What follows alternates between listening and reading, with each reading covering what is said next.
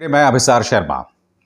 आजाद भारत के इतिहास में मैंने कई सरकारें देखी दोस्तों, मगर इतनी बेहुदा, इतनी निकम्मी और इतनी बेशर्म सरकार मैंने आज तक नहीं देखी। देश के सामने क्या चुनौती है? कोरोना। पिछले एक साल से आपके पास पूरा मौका था कोरोना को लेकर प्लानिंग करने का। आपने की प्लानिंग? आपने नहीं की प्लानिंग। आप किस बात की प्लानिंग कर रहे हैं मैं आपको बताता हूं। कल की खबर देखिए दोस्तों, आज तक की खबर है। हेडलाइन देखिए, उत्तर प्रदेश में विधानसभा चुनाव से पहले बीजेपी आरएसएस का महामंथन, प्रधानमंत्री मोदी, अमित शाह भी रहे मौजूद। और ये देखिए तस्वीरें, अमित शाह, जेपी नड्डा और प्रधानमंत्री नरेंद्र मोदी की। खबर क्या कहती है, पहले मैं आपको वो पढ़ के सुनाना चाहता हूं और उसके बाद में उसकी चर्चा करूंगा। उत्तर प्रदेश के विधानसभा चुनाव से पहले भारतीय जनता पार्टी अपनी चुनावी रणनीति तैयार कर रही है। उत्तर प्रदेश को लेकर संगठन के वरिष्ठ नेताओं का मंथन जारी है। इस अहम बैठक में प्रधानमंत्री मोदी, गृह मंत्री अमित शाह, जेपी नड्डा, संगठन मंत्री सुनील बंसल के साथ साथ संघ के सर कार्यवाह दत्तात्रेय होसबोले भी रविवार को गंभीर मंत्रणा कर रहे थे। यानी कि आरएसएस से लेकर बीजेपी से लेकर प्रधानमंत्री नरेंद्र मोदी खुद मौजूद हैं इस बैठक में। अब ये 8 महीने बाकी हैं उत्तर प्रदेश चुनावों को। आप देख रहे हैं दोस्तों, प्लानिंग किस तरह की हो रही है। चुनाव आते हैं तो प्लानिंग क्या गजब की होती है। उसी तरह से पश्चिम बंगाल के चुनावों में प्लानिंग उसी वक्त से शुरू हो गई थी जब से ये लोकसभा का चुनाव जीत गए थे। और यही नहीं, आपको याद होगा लोकसभा चुनावों से पहले एक रैली में प्रधानमंत्री नरेंद्र मोदी ने क्या कहा था कि मेरे साथ तृणमूल कांग्रेस के 40 नेता जो हैं संपर्क में हैं, जैसे ही हमारी सरकार बनेगी ये लोग पार्टी छोड़कर आ जाएंगे। मगर आप देख सकते हैं उस तरह की प्लानिंग हो रही थी पश्चिम बंगाल को लेकर। 2 साल पहले से ये लोग प्लानिंग कर रहे थे और उसी तरह से उत्तर प्रदेश में देखिए। आज मैं सरकार से सवाल पूछना चाहता हूं। मैं आपको बतलाना चाहूंगा दोस्तों, आपके स्क्रीन पर यह आंकड़ा है। यह आंकड़ा क्या कहता है? पिछले 24 घंटों में 4,454 मौतें हुई हैं। यह एक दिन में मृतकों का रिकॉर्ड है। 4,454 मौतें, और यह सिर्फ ऑफिशियल डाटा है। मैं योगी सरकार और मोदी सरकार से पूछना चाहता हूं, आपकी प्राथमिकताएं क्या हैं? मृतकों का आंकड़ा लगातार बढ़ रहा है, कम नहीं हो रहा है। और सबसे बड़ी बात, यह खबर न सिर्फ बिहार की है बल्कि उत्तर प्रदेश की है। सबसे पहले देखिए यह खबर, फतेहपुर उत्तर प्रदेश की खबर है आपके स्क्रीन पर। फतेहपुर के गांव में बुखार से 100 लोगों की मौत। ललौली में 10 अप्रैल को बुखार और सांस फूलने से हुई थी पहली मौत। गांव वाले तो यह भी नहीं जानते कि उनकी मौत कोरोना से हो रही है दोस्तों। यह है उत्तर प्रदेश की हालत। और जो हालत अब मैं आपको बिहार की दिखाने वाला हूं वो सिहरन पैदा करने वाली है। खबर आपकी स्क्रीन पर दैनिक भास्कर की खबर है।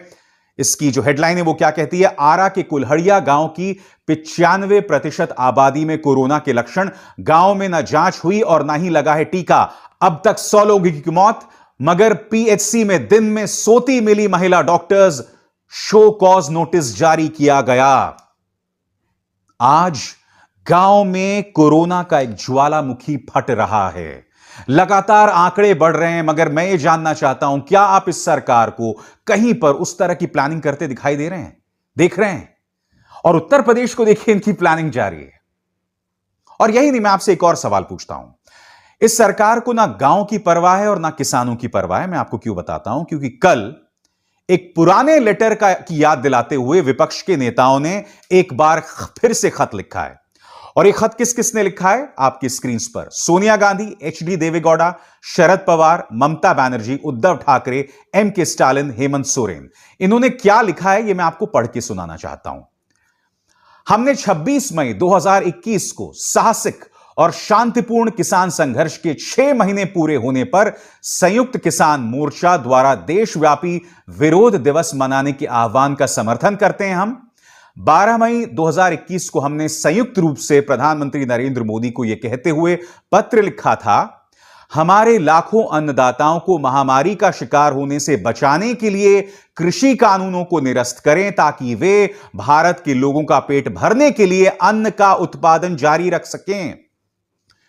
विपक्ष ने आज से 2 हफ्ते पहले आपको लेटर लिखा था कि आप कृषि के कानून वापस लीजिए, क्योंकि देखिए किसान के साथ आपका जो समझौता हुआ था, आप 1.5 साल के लिए तैयार थे। अब भी वो किसान गाजीपुर में बैठा हुआ है, अब भी वो बैठा हुआ है दिल्ली की बॉर्डर पर, और वहां पर लगातार कोरोना बम फटने का डर बना हुआ है। और मैं जानता हूं इस सरकार के चाटुकार क्या कहेंगे, वो किसान वापस क्यों नहीं चले जाते। आप सही कह रहे हैं, मेरा भी यह मानना है कि मेरे किसान भाई बंधुओं को, बहनों को वापस चले जाना चाहिए और अपनी जान के साथ खिलवाड़ नहीं करना चाहिए। मगर मैं आपसे पूछना चाहता हूं, हर बार आप जो है विपक्ष पर ही इसका दोष क्यों मढ़ते हैं? जिम्मेदारी हमेशा किसान आंदोलनकारियों के कंधे पर होगी, सरकार कुछ नहीं करेगी। पहली बात, सरकार ने उन्हें रामलीला मैदान में आंदोलन करने की इजाजत नहीं दी। यही नतीजा है कि वो लोग छिटके हुए हैं, अलग अलग जगहों पर आंदोलन कर रहे हैं। अगर तुमने रामलीला मैदान में उन्हें दिया होता तो वहीं पर वो रहते। अगर वहां पर कोई कोरोना का मरीज निकल के आता तो उसका इलाज भी होता। यह आपने किया नहीं।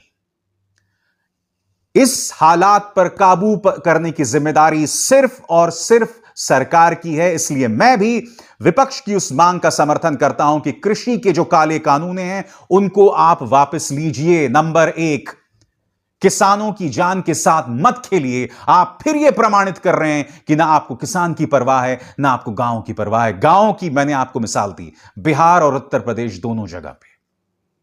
मैं जानता हूं कि योगी सरकार अब जाकर कुछ कदम उठा रही है, मगर वहां पर भी जोर पूरी तरह से प्रचार पर है। और प्रधानमंत्री क्या करते हैं दोस्तों?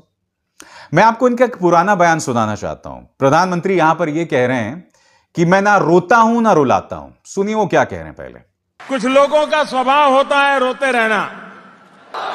न मेरा रोने में विश्वास है, न रुलाने में विश्वास है।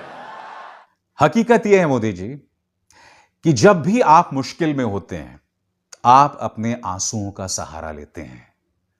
नोटबंदी के दौरान मैं आपकी रुदाली नहीं भूला। याद है कि जो भी चौराहा हो बता देना, मैं वहां पहुंच जाऊंगा। मैंने देश के लिए अपनी जान कुर्बान कर दी है। फिर जब आप अपने पुलिस वाले लोगों के लिए बात कर रहे थे, वहां पर आपकी रुदाली, मैं वो भी नहीं भूला। फिर अभी हाल में जब आपने कहा कि मैं कोरोना में जो मारे जा रहे हैं लोग, उनके परिवार का दर्द समझता हूं, मैं आपकी उस रुदाली को भी नहीं भूला हूं। मगर फिर आपने पहले क्यों कहा कि मैं ना खुद रोता हूं ना दूसरों को नहीं रुलाता हूं? दूसरे तो रो रहे हैं ना, गांव वाले रो रहे हैं, देश का मध्यम वर्गीय परिवार रो रहा है, किसान रो रहा है। और आप क्या कर रहे हैं? जैसे कि मैंने कार्यक्रम की शुरुआत में दिखाया, फिर से देखिए आपके सामने, फिर से देखिए कि प्रधानमंत्री नरेंद्र मोदी की अध्यक्षता में उत्तर प्रदेश के चुनावों की तैयारी चल रही है। और कैसी तैयारी चल रही है मैं आपको बताता हूं। आपकी स्क्रीन पर यह खबर, इस खबर के मायनों को समझिए दोस्तों। बाराबंकी में 17 मई को एक मस्जिद को तोड़ दिया गया, यह बताकर कि वो अवैध है। वायर की खबर क्या कहती है, मैं पहली दो पंक्तियां पढ़ के सुनाना चाहता हूं। 2 days ago, on Monday, May 17, a mosque in the central Uttar Pradesh town of Barabanki was demolished by the administration in defiance of an order of the Allahabad High Court. Allahabad high court का आदेश था, बावजूद इसके बाराबंकी की इस मस्जिद को तोड़ दिया गया।